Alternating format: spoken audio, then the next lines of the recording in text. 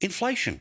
Remember when the Prime Minister had said, conveniently in the lead up to the last election, that we'd turned the corner. The worst of it was behind us. Nothing to see here anymore. Well, today, the receipt came through about what we know has been happening for many months since the federal election, and that is that there is yet another increase in inflation. This one now has it closer to 4% than 3%, and of course the margin that the Reserve Bank wants it is between 2 and 3%. So, what did Jim Chalmers talk about today? Oh, that's right, Scott Morrison. Those measures are all about trying to unify the country, not divide the country. I think typically Scott Morrison has a very different objective. He's a pretty divisive figure. We learned today that we're going to definitely have another 10 years of budget deficits, all of which are put on top of the $1 trillion of debt that we already have, and that spending increases have blown a $57 billion black hole in Chalmers' budget. Economists have said, like I have shown you for as long as I've had access to this camera, that the structural deficit, the baked-in spending, that means no matter how many record highs of taxation they take, the spending that is promised gets bigger and bigger every year. And for once, it's not just me, it's someone way smarter than me making the point. The single explanation, I think, is excessive government spending. That leaves less room for private sector spending, has meant higher inflation than otherwise would have been the case, and unfortunately also means higher interest rates than what otherwise have been the case. Yet what did other members of the Albanese government talk about today? That's right, former Prime Minister Scott Morrison. To tar an entire religion, I just think, is unacceptable. It's not based in fact, and it undermines social cohesion. Now, of course, the problem here is that inflation, which has been getting out of control for many months, is now very close to being a major economic problem. Now, it is, of course, calculated not month by month. We get an indication month by month, but it is done every 3 months, quarter by quarter. And the past couple of quarters, it's been starting to go back up. Now, remember, part of the frustration that people have about inflation is not the difference between this month and last month, but this year and last year, this year 2 years, this year 3 years, and almost everything costs way more than it used to. Sadly, the Reserve Bank only has one lever to pull when it comes to this.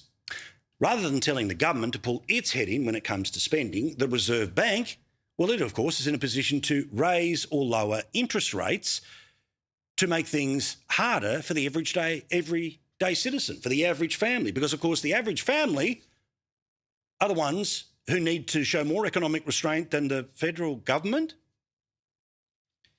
Now, I have shown you, again, for years, that since the election of this government, tens of thousands of dollars has been needed to pay off the very same mortgage that you had before Jim Chalmers became the Treasurer and before Anthony Albanese became the Prime Minister. Again, another smart bloke with glasses is telling us about what some of the changes, including the removal of the so-called rebate, which of course was just covering up the increases in electricity prices, which was covering up the real effects on inflation. Well, this guy has said that today's inflation figures, combined with the end of energy rebates, rising health insurance costs, are smashing household budgets. Thanks, Scoop. All of these increases combined would mean that an average Australian household would stand to shell out an additional $2,192 over the course of this year. He points out how inflation is widespread, it is hitting power bills, it is rentals, and it is mortgages. You don't say. It was extraordinary to see some parts of the media play, oh, really? When if you have been paying attention, and I know you do, month in, month out, we've been showing you that it's not between 2 and 3, it has been between 3 and 4 for a while, and now closer at 3.8 to 4, it continues to be a problem. In fact, in just December alone, these are the things that went up. Housing, a lot higher than 3.8. The cost of education, alcohol and tobacco, recreation and culture, all of those things way higher than the 3.8. As always, insurance keeps going up at 2.5 now on top of a 20% from 2 years ago. You can understand why people get frustrated. Yet what did the federal government have to say today when part of their own decision-making, which was to take away the little election gift that helped hide the inflation dragon during an election campaign is now starting to go back up, and the average Australian family could be now $2,000 worse off as a result of the economy that this government is leading. Well, they're trying to tell you this is not the inflation that you think it is.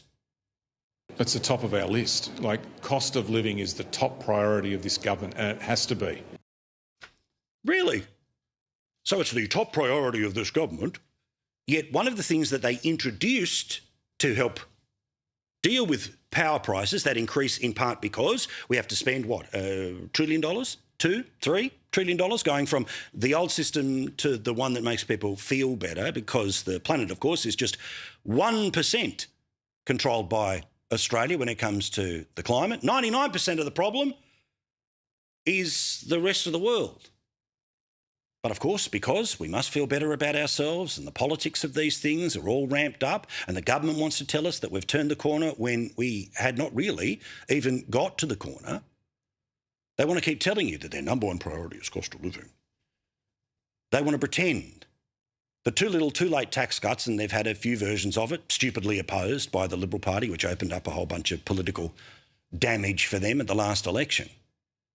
But it is extraordinary that in the 3 years that Anthony Albanese was the opposition leader, every single price rise on everything from bread to petrol was the Prime Minister's fault. In the 4 years that Anthony Albanese has been the Prime Minister, it's still Scott Morrison's fault? Help me out here. When it's good, it's your management. When it's bad, it's his fault.